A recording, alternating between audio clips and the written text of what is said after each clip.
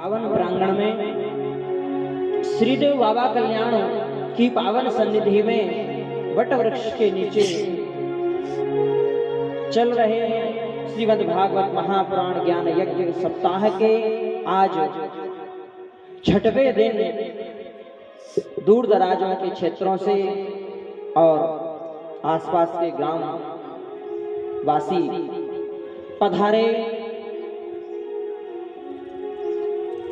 बड़े बड़े ऋषि मुनि तपस्वी विश्वामित्र वशिष्ठ गौतम कपिल आदि ऋषियों के समान भगवत धर्म और भगवान में रुचि रखने वाले भक्ति करने वाले श्रोतागण, प्यारी माताएं, सभी बच्चे बाल गोपाल आदि सभी के हृदय में विराजमान श्रीमन नारायण भगवान के चरणों में प्रणाम करता हूं। और सज्जनों, हम सभी अपनी मन और वाणी को पवित्र करने के लिए कुछ समय भगवान नाम का संकीर्तन करेंगे।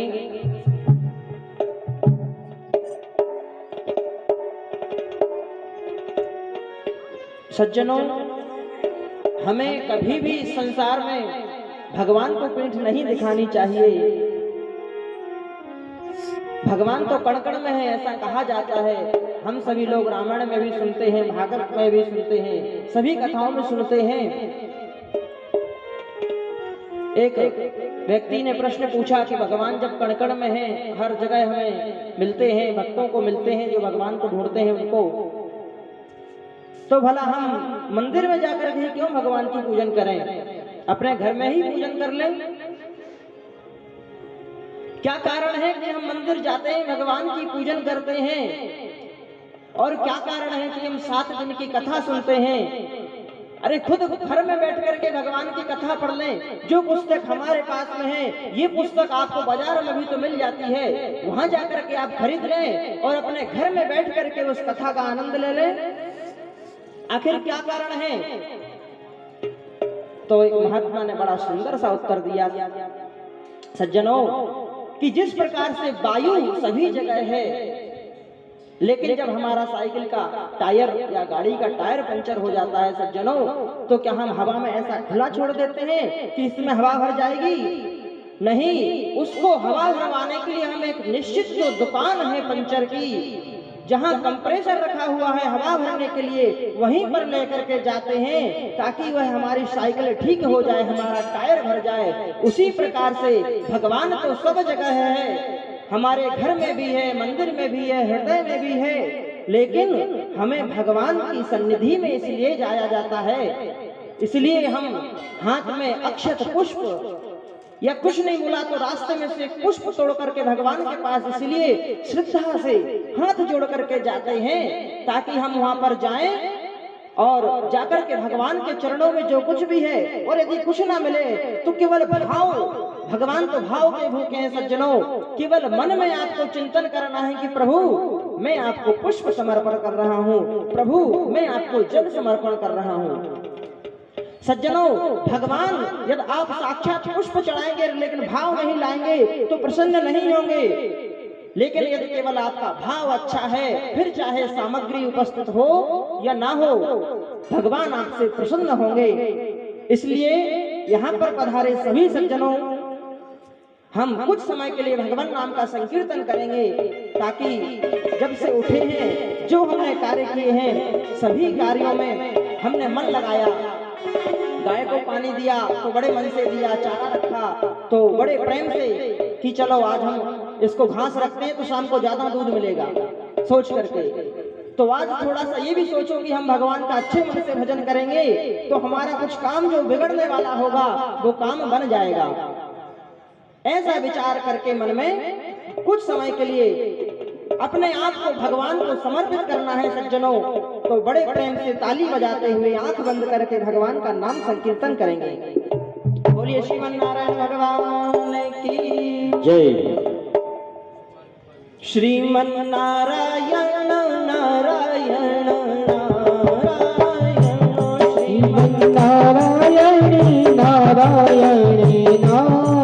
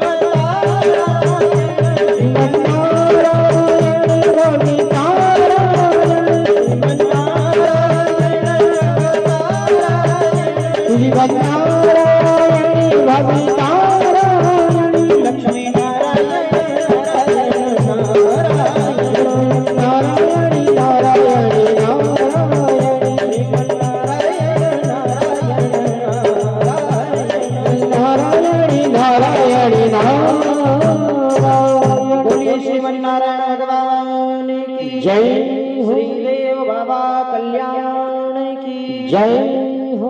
श्रीमद्भागवत महापुराण की जय हो। श्री व्यास जी महाराज की जय हो।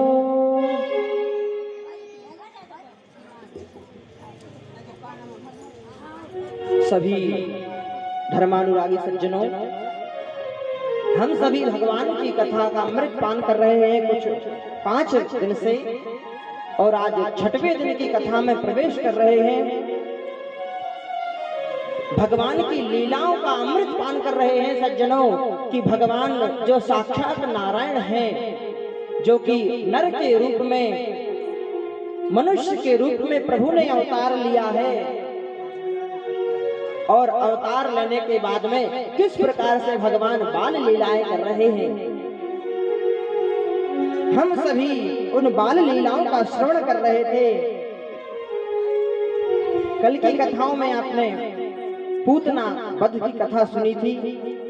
बहुत सारी लीलाएं की सज्जनों भगवान ने, प्रतिदिन कुछ ना कुछ नई लीला भगवान करते हैं। और गोकुल में जो भगवान के साथी हैं, जो गोपियां हैं, जो गोप हैं, वो भगवान की लीला देखने के लिए भगवान के घर नंद बाबा के महल में भीड़ जमा करके रखते हैं कि आज पता नहीं हमारे प्रभु क्या करेंगे, आज कौन सी लीला का दर्शन कराएंगे।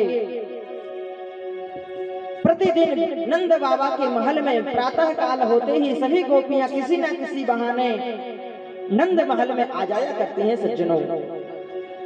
यदि कुछ काम नहीं है तो गोबर लेने के बहाने आ जाएंगी। आपने कल की कथा में सुना था कि किस प्रकार से गोकुल में हर घर में किसी के यहाँ 4 लाख, किसी के यहाँ 5 लाख। ये संख्या तो सज्जनों ऐसी है जो हमें सुनने को मिलती है। 1, 2 हजार, 10 हजार गाय तो हर व्यक्ति के पास में वहां पर थी उस समय। लेकिन फिर भी गोबर लेने के लिए, गोबर लेने के बहाने भगवान का दर्शन हो जाएगा, इसलिए नंद महल में आया करती थी गोपियां और भगवान का दर्शन करती थी, मनोरंजन करती थी। ऐसे ही एक दिन प्रभु ने सोचा कि जब बहुत लीलाएं प्रभु ने की, माखन चोरी भगवान ने की, सब प्रकार की थोड़ी थोड़ी भगवान लीलाएं अलग अलग दिन दिखाते रहते हैं। आज प्रभु सोच रहे हैं कि ब्रज का माखन तो बहुत खा लिया, कुछ नया किया जाए। तो प्रभु को याद आया कि हमारे शास्त्रों ने ब्रज रज की महिमा गाई है। ये ब्रज रज क्या है, जरा मैं भी तो चखूं। तो सज्जनों भगवान गए एकांत में, एक ब्रह्मांड घाट है वृंदावन में, उस घाट पर गए और जाकर के प्रभु ने धीरे से कि कोई देख ना पाए मिट्टी नीचे की उठा ली रज और सभी से छुपाते हुए अपने मुख में रख ली कि जरा मैं भी तो इसका स्वाद चखूं। ये क्या है ब्रजरज, क्यों इसका वर्णन किया है कि ब्रजरज मिल जाए, ब्रजरज मिल जाए। आखिर क्या है इस ब्रजरज में? प्रभु ने जैसे ही खाया तो सज्जनों कोई नहीं देख पाया, लेकिन उनके जो बड़े भाई हैं दाऊजी, उनकी नजर पड़ गई। बोले कन्हैया क्या खाया तुमने? कुछ नहीं दाऊजी, कुछ नहीं खाया। अरे बोले मुंह खोलो। नहीं नहीं दाऊजी कुछ नहीं खाया मैंने। अरे तू ऐसे मुंह नहीं खोलेगा, चल माँ के पास चल। हाथ पकड़ा कन्हैया का और यशोदा मैया के पास ले गए दाऊजी। और सज्जनों जाकर कहते हैं कृष्णो मृतम भक्षितवान अम्ब, हे अम्ब हे माते, आज आपके इस कृष्ण ने मृदा मिट्टी का भक्षण कर लिया। यशोदा मैया ने जैसे ही सुना तो कहती है क्यों रे लाला, माखन मिश्री खा। सुना था मैंने कि तू चोरी करता है, ठीक है, इसलिए कुछ नहीं कहा कि खाने की चीजें हैं खा, पर कुछ नहीं कहूंगी इसका मतलब ये कि तुम मिट्टी भी खाने लगोगे। ये तो ठीक नहीं लाला, अपना मुंह खोलो। लाला ने मना किया, ना माँ नहीं खाया। पर माँ के सामने लाला की नहीं चली। जब माँ ने हाथ दिखाया कि अब चाटा पड़ेगा, मुंह खोलो, तो सज्जनों जैसे ही लाला ने मुंह खोला तो माँ ने क्या देखा? ना हम भक्षितवान सर्वे मिथ्याभिवादिनः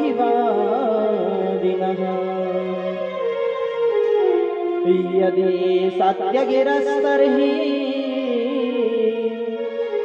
समक्षं पश्य मे मुखम्। मैया से कहते हैं कन्हैया कि यदि आपको विश्वास नहीं होता माँ तो मैं मुंह खोल दूंगा, लेकिन फिर आप कुछ डरना नहीं, कुछ बोलना नहीं मेरे को। माँ ने कहा नहीं कुछ नहीं बोलूंगी, मुंह खोलो। सज्जनों जैसे ही कृष्ण भगवान ने अपना मुखारविंद खोला, उद्घाटन किया मुखारविंद का कि किम स्वप्नये तदुतदेव माया किम वा मदीयो बत बुद्धियेशः। समस्त तीनों प्रकार के लोग, हजारों सूर्य भगवान के मुख में सूर्य मंडल, हजारों सूर्य मंडल घूम रहे हैं। ये हम जो जिस पृथ्वी पर है एक सूर्य मंडल में आती है सज्जनों, हजारों सूर्य मंडल, हजारों ब्रह्मांड भगवान के मुख में, हजारों कृष्ण, हजारों गोपियां, हजारों यशोदा। जब मैया ने देखा तो घबरा गई। कुछ देर और यदि भगवान अपना मुख खोल करके रखते तो शायद मैया बेहोश हो जाती। भगवान ने तुरंत अपना मुख को बंद किया और तुरंत अपनी माया से फिर वात्सल्य भाव, मैया क्या हो गया? मैया ने कहा लाला ये क्या था तेरे मुंह में? अरे मैया, और भगवान रोने लगे। तो मैया को लगा अरे कुछ नहीं है, तो मेरा लाला ही है, रो रहा है। फिर मैया ने अपने अंक से लल्ले को लगा लिया। बड़े प्रेम से सज्जनों इस प्रकार से भगवान छोटी छोटी लीलाओं में त्रिलोक का दर्शन आज भगवान ने कराया मैया को। कुछ समय और बीता, दिवाली का उत्सव आया। मैया बड़े खुश है कि आज मेरे लाला की पहली दीपावली है। तो बड़े अच्छे से मैया ने नए वस्त्र पहने, लाला को तैयार किया।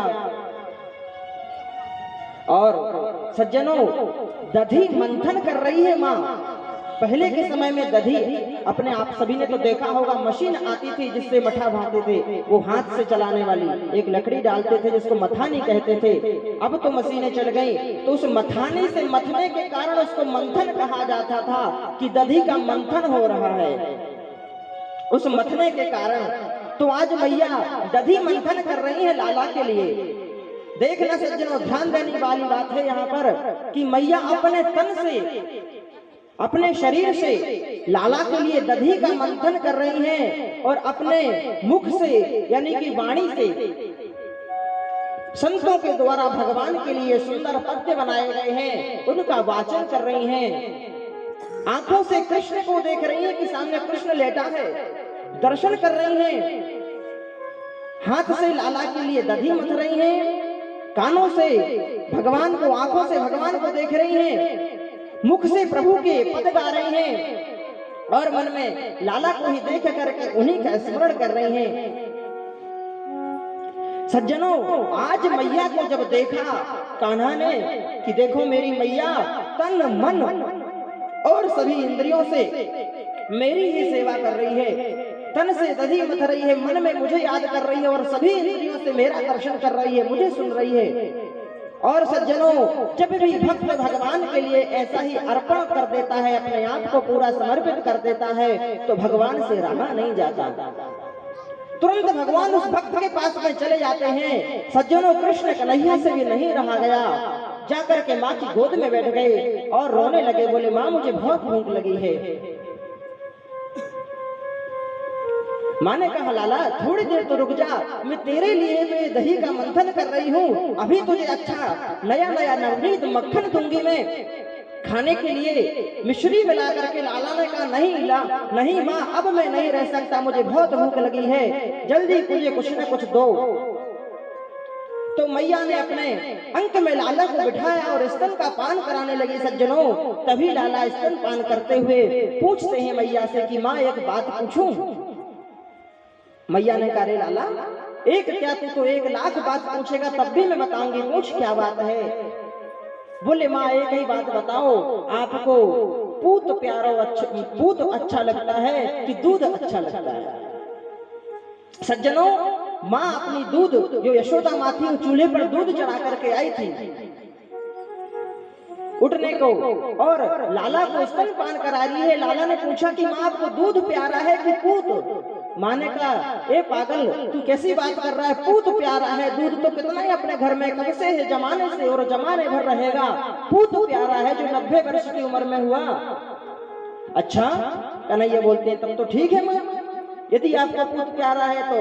और थोड़े ही देर में जब माँ ने देखा कि चूल्हे पर दूध उफना रहा है सज्जनों, तो कान्हा को वहीं पटक दिया गोद से उठा करके और जा करके दूध के लिए भागी कि दूध उफना रहा है तो इसको उठा करके रख दिया, आग कम कर दूं, लकड़ी निकाल दूं चूल्हे से बाहर। और जैसे ही कन्हैया ने देखा अतृप्त कषायाम, किसी भी बच्चे को माँ जब अपने स्तनपान करा रही है या भोजन करा रही है अपने बच्चे को या पति को, तो अतृप्त अवस्था में नहीं छोड़ना चाहिए। जब तक उसका पूरा पेट ना भर जाए तब तक उसको माँ को वहीं पर रहना चाहिए। ऐसा नहीं कि आधा खाना परोस दिया, बेटा खाओ मैं आती हूँ, और चली गई पड़ोस में किसी के यहाँ कुछ काम से, तो वो क्या करेगा, आधा भोजन करके ही उठ जाए, गुस्सा आएगा ना उसको। कन्हैया को बड़ा गुस्सा आया और कहा अभी तो मुझसे कह रही थी माँ कि पूत प्यारा है, और जैसे ही दूध उफनाया तो पूत को फेंक करके दूध के पास चली गई। तुरंत कन्हैया उठे और देखा कि आंगन में एक पत्थर पड़ा है सज्जनों, उस पत्थर को उठाया भगवान ने और जो बड़े बड़े उनके यशोदा मैया के पिता ससुर के जमाने के बड़े बड़े मटके रखे थे, सभी मटकों को टक टक करके सबको भगवान ने फोड़ दिया उससे में। फिर दूसरे कमरे में गए, वहां पर भी बहुत सारे बड़े बड़े मटके रखे हुए थे और ओखली में खड़े होकर के जितने भी वहां पशु पक्षी कौवे आदि आ रहे हैं, भगवान सभी को दधी लौटाए जा रहे हैं। पर सज्जनों, जैसे ही याद आया कि नहीं मैया तो अभी आती होगी मुझे देखने के लिए, दूध उठाने गई थी, तो वापिस आ गए और रोने लगे। दोनों आंखों को मीड़ मीड़ करके रो रहे हैं सज्जनों। बालकों की आदत होती है, पहले तो ऐसा काम करेंगे जिससे कि उनको घर में नुकसान हो, पहले नुकसान कर देंगे, लेकिन जब पता पड़ेगा कि अब माँ मारेगी, अब पिता डांटेंगे, तो माँ पिता डांटे उसके पहले ही रोने लगते हैं कि अपन खुद रोने लगो तो हो सकता है कम डांट पड़े। तो कन्हैया खुद रोने लगे और जैसे ही देखा माँ ने कि रो रहा है तो माँ पास में आई, और जब पास में आई सज्जनों तो क्या देखा, एकदा गृहदासीषु यशोदानंद गेहिनी कर्मांतर नियुक्तासु निर्ममंथ स्वयं दधी यानी यानी गीतानि तद्वाल रचितानि च दधी निर्मंथने काले स्मरन्ति तन्वगायते। कन्हैया को पकड़ने के लिए माँ जैसे ही आई तो कन्हैया दौड़ गए। माँ पीछे पीछे लाठी लेकर के कन्हैया के, और कन्हैया आगे आगे जा रहे हैं। सुखदेव जी महाराज कहते हैं कि परीक्षित कर लो दर्शन, ये वही ब्रह्म है जिसके लिए कई हजार वर्षों तक ऋषि मुनि तपस्या करते हैं एक क्षण दर्शन पाने के लिए। और इस ब्रज रज में, इस गोकुल में वह ब्रह्म कैसा दौड़ रहा है भक्त के पीछे, भक्त भगवान को कैसा भगा रहा है, दर्शन कर लो परीक्षित। जब भगवान को ऐसा माँ ने देखा कि कन्हैया भागा जा रहा है तो माँ भी पीछे पीछे जा रही है लाठी टेकते टेकते, और एक हाथ में लकड़ी लिए कि कन्हैया रुक जा नहीं तो बहुत मारूंगी। कन्हैया कह रहे मैं इसलिए तो भाग रहा हूँ, रुक गया तो मार पड़ेगी। कन्हैया जब माँ से पकड़ में नहीं आए सज्जनों तो माँ हार थक करके बैठ गई। और भगवान तो यही चाहते हैं कि भक्त जब तक हारेगा नहीं, जब तक थकेगा नहीं, पसीना नहीं बहाएगा मेरे लिए, तब तक मैं उसको सुलभ नहीं हो पाऊंगा। और हम तो बस 2 बार ताली बजाते हैं भजन में और फिर हाथ नीचे कर लेते हैं कि और दूसरे लोग तो बजा रहे, ताली की आवाज तो आ रही, बोलिए वाकई बिहारी लाल की जय। तो सज्जनों ऐसा नहीं सोचना, जब तक कीर्तन चलता है, जब तक भगवान का नाम संकीर्तन होता है, हमें दोनों हाथों से ताली बजाना है, दोनों आंखों से सिर्फ प्रभु को देखना है, हमारे मन से सिर्फ प्रभु की लीलाओं का हमें स्मरण करना है, तब तो हमें प्रभु का दर्शन होगा।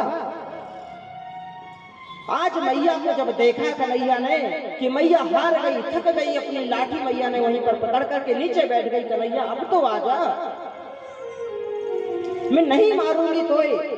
कन्हैया बोले मैया मैंने लाठी का दर्शन के लिए रखी है, लाठी फेंको तब आऊंगा। मैया ने कहा चल लाठी फेंक दूंगी पर आ तो जा। बोले आ गो तो क्या करोगी मैया? बोले कन्हैया तेरी पूजा करूंगी, मारूंगी नहीं, तेरी पूजा करूंगी।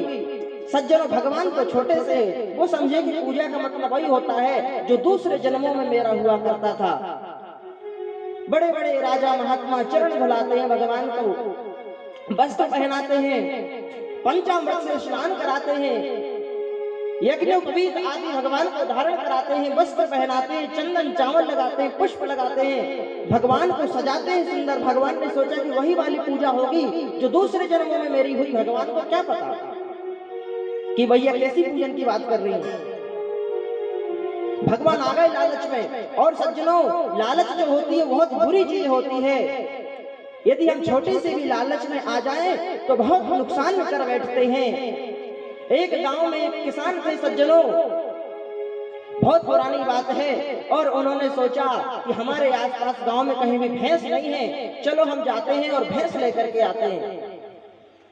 सज्जनों बहुत दूर गए वो उस समय भैंस लेने के लिए, और बहुत समय पुरानी बात है, भैंस बहुत मुश्किल से मिलती थी तो खरीद करके लाए, और घर भी बहुत दूर था, वाहन कुछ चलते नहीं थे कि किसी उसमें डिग्गे में या फिर गाड़ी में, मेट्रो गाड़ी में या लोड जो गाड़ी होती है उसमें रख लें और घर ले आए, ऐसी कोई व्यवस्था नहीं थी सज्जनों।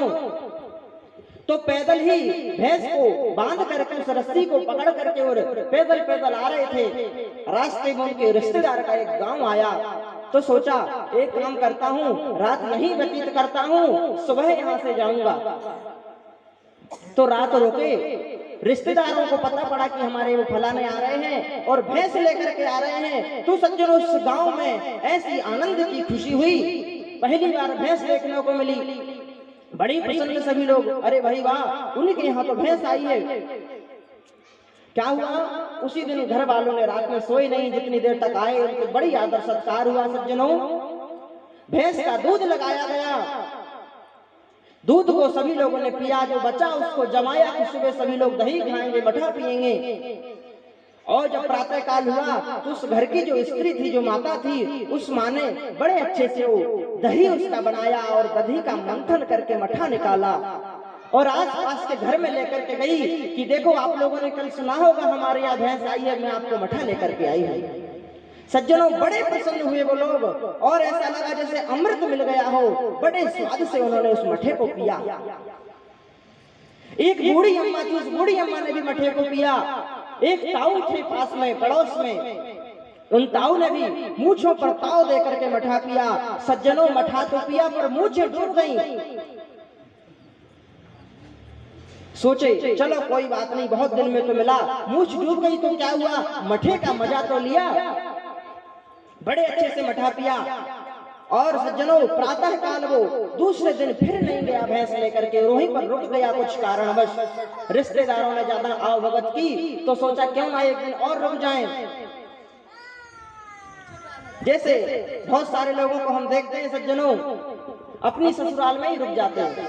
जहां देखा 2 दिन हुए, 3 दिन अच्छा माल टाल चल रहा है, और रुकते हैं 3 दिन, और रुकते हैं 5 दिन, करते करते 1 महीना हो जाता है। हमारे शास्त्रों में कहा गया है, ससुर गृह निवासो स्वर्ग तुल्यो नराणाम यदि भवति विवेकी पंचवा षड दिनानि।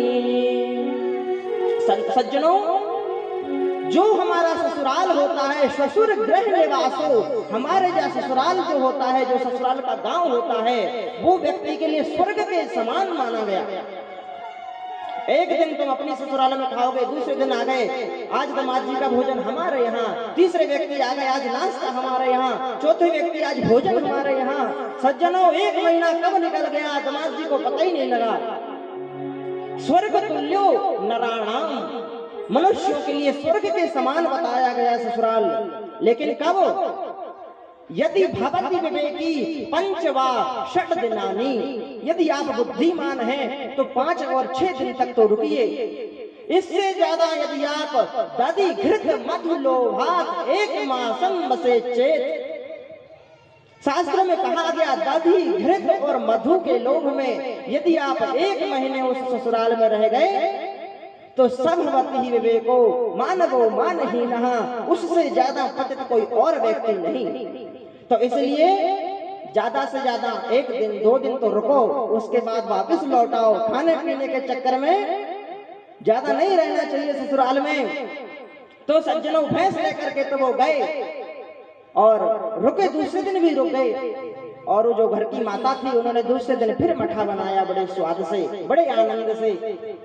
और फिर उसी शौक से वो लेकर के गई कि पड़ोस में वाली अम्मा को, पड़ोस वाले ताऊ को मठा दूंगी। और सज्जनों, लेकर जाकर के उन्होंने ताऊ को मठा दिया, अम्मा को मठा दिया, सभी को मठा बड़ा स्वादिष्ट लगा। उस मठे को आज ताऊ ने फिर पिया सज्जनों, और फिर मूछें ताऊ की आज मठे में फिर भीग गई। अब ताऊ ने सोचा कि देखता हूं मूछों का कुछ न कुछ उपाय तो करना पड़ेगा। क्यों? बोले बार बार परेशान करती है मठा पीने में। सज्जनों, आज ताऊ ने मूछें काट ली। बोले अब मठे में डिस्टर्ब नहीं चाहिए।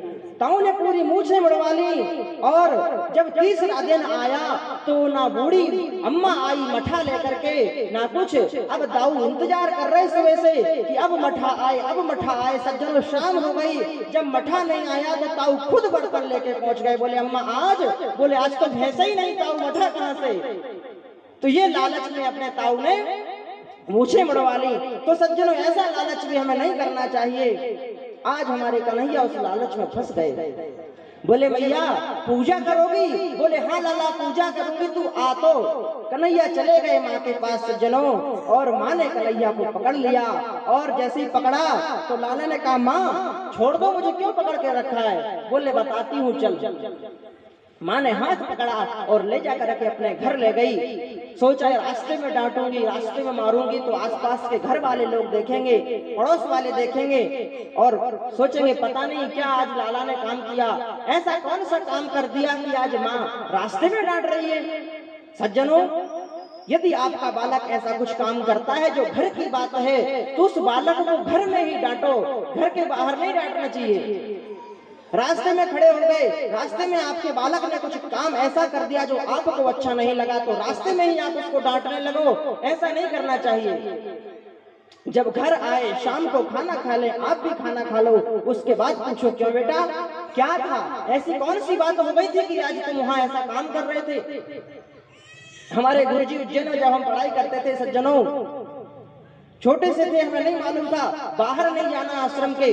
कभी कुछ जरूरत पड़ी तो किसी बड़े भैया लोगों से पूछा और आश्रम के बाहर चले गए।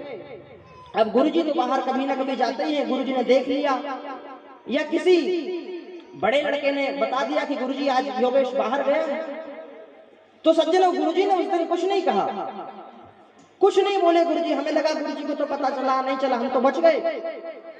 अब जब 10 दिन हो गए, 15 दिन हो गए, हमने फिर कोई दूसरी गलती की, तब गुरुजी ने बुलाया, बेटा इधर आओ। पहले उस गलती के ऊपर मारा, फिर मारा जो हम घूमने गए थे 15 दिन पहले। बोले बेटा उस दिन क्यों बाहर गए थे?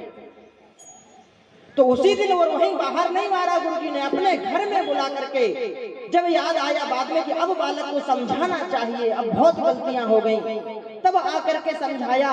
तो हमें भी अपने बालक को अपने घर में और छोटी छोटी बात पर न डांटते हुए, जब कुछ बड़ा वो ऐसा अनिष्ट कार्य कर दे कि अब इसको समझाना ही है, तब हमें बालक को समझाना चाहिए। तो आज यशोदा मैया कन्हैया का हाथ पकड़ करके अंदर ले गई और सोची कि इसको मारूं। फिर विचार आया कि नहीं नहीं, आखिर है तो मेरा ही बालक, मारती नहीं हूं, छोड़ देती हूं।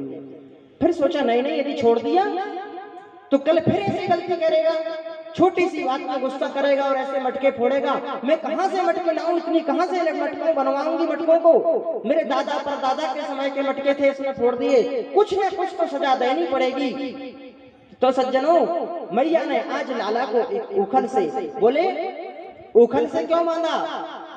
बोले जो चोरी करता है अकेला वही दोषी नहीं होता, जो उसको देखता है या जो उसका साथ देता है वो भी उतना ही दोषी माना जाता है। तो बोले ओखली से, ओखली में बैठ करके ही ये माखन बांट रहे थे, तो इसी ओखली से बांधती हूँ। कन्हैया को उसी ओखली से माने बांध दिया। और सज्जनों, अपने काम में जैसे ही मैया बांध रही है कन्हैया को, एक रस्सी से बांधा तो सज्जनों केवल 2 ही उंगली रस्सी कम पड़ी। मैया ने फिर दूसरी रस्सी लाई, उसमें जोड़ी, और सज्जनों फिर वह 2 उंगली रस्सी कम पड़ गई। तीसरी रस्सी मैया लाई, फिर 2 उंगली रस्सी कम पड़ गई। चौथी रस्सी लाई, फिर 2 उंगली कम पड़ गई। ऐसे करते करते सुखदेव जी कहते हैं कि परीक्षित, यशोदा माँ ने आज घर की और गाय की जो 9 लाख की गौशाला थी, वहां कितनी बड़ी गौशाला और गायों को बांधने के लिए कितनी रस्सियां होगी, आप सोच लीजिए। आपके घर में 2 गाय होंगी तो आपने कितने गिरमा रखे होंगे? तो 9 लाख गाय सज्जनों, कितनी रस्सियां, कितने गिरमा होंगे। मैया पूरे मैया ने इकट्ठा किया, एक एक करके बांधती गई, लेकिन फिर भी 2 उंगली रस्सी कम पड़ती गई। क्यों? तदापि द्वयंगुलम न्यूनम यद्यदा तद वंदनम। भगवान बंधते नहीं है भक्त से। कब बंधते हैं? ये 2 उंगली, कौन सी 2 उंगली है सज्जनों जो कम पड़ रही हैं? सुखदेव जी कहते हैं कि परीक्षित, एक भक्त का प्रयास और दूसरी भगवान की कृपा, जब तक ये दोनों वस्तुएं पूरी नहीं होंगी तब तक व्यक्ति का जो परिश्रम है, जो तपस्या है, जो सत्कर्म है, वो पूरा नहीं होगा। तब तक भगवान उससे बंधेगा नहीं, जब तक भगवान की भी कृपा उसमें नहीं होगी। अभी तक तो केवल मैया प्रयास कर रही है, पूरी रस्सी मैया ने इकट्ठी कर ली, लेकिन क्यों नहीं बंधे भगवान? क्योंकि भगवान ने नहीं चाहा, भगवान ने अपनी कृपा नहीं की। जब मैया को देखा कि मैया फिर परेशान हो गई, फिर पसीने में लथपथ हो गई, तो फिर भगवान ने अपनी कृपा की और फिर उस रस्सी को बांध सकी। फिर सज्जनों, जो 2 उंगली का जो वहां पर अंतर पड़ रहा था गांठ लगाने में, वो 2 उंगली की रस्सी की जो गांठ थी वो पूरी हो गई। सज्जनों, जो रस्सी थी, जिस रस्सी से मां बांध रही थी, उस रस्सी को संस्कृत में कहते हैं दाम, और उधर से भगवान के बांध रही थी, इसलिए आज भगवान का नाम पड़ा दामोदर। बोलिए दामोदर भगवान की जय। सज्जनों, भगवान ओखली में बंद तो गए, मैया ने बांध दिया और बांध करके मैया किसी काम में लग गई। भगवान को वहीं बंधा छोड़ दिया। भगवान ने थोड़ी देर तो रोए, प्रयास किया कि शायद मां सुन ले और मुझे वापिस बंधन से छोड़ दे, पर मां ने एक ना सुनी और मैया को वहीं पर भगवान, मैया चली गई, भगवान को बंधा हुआ छोड़ दिया। अब भगवान ने सोचा कि अब जब बांध ही दिया है तो कुछ ऐसा ही किया जाए कि जो बांधा है ओखली जो हमारे साथ में है इसका सदुपयोग हो जाए।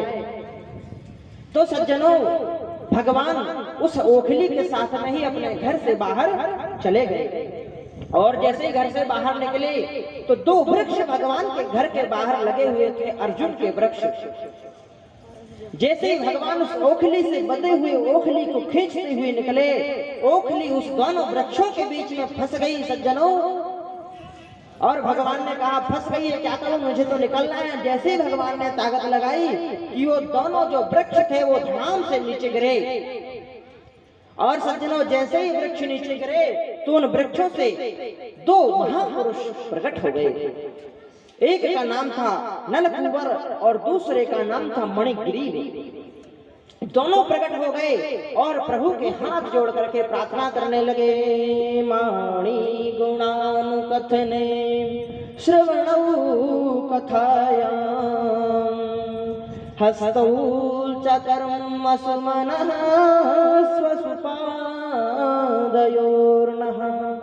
हे प्रभु, ये जो हमारी वाणी है, ये जो हमारा गला है, मुख है, आंखें हैं, ये जो वाणी ये सदा आपके गुण गाए, ये जो आंखें सदा आपका दर्शन करे, ये जो कर्ण है सदा आपकी कथा सुने, ये जो मेरे पैर हैं ये सदा आपके मंदिर की तरफ ही बढ़े, सदा अच्छाई के लिए बढ़े, दान देने के लिए बढ़े, लोगों का कल्याण करने के लिए बढ़े। और स्मृत्याम शिरस्तव निवास जगत प्रणामे, ये जो हमारा शिर है ये सदा, बोलिए श्री व्यास जी भगवान की जय, सुखदेव जी महाराज की जय। हम सभी खड़े होकर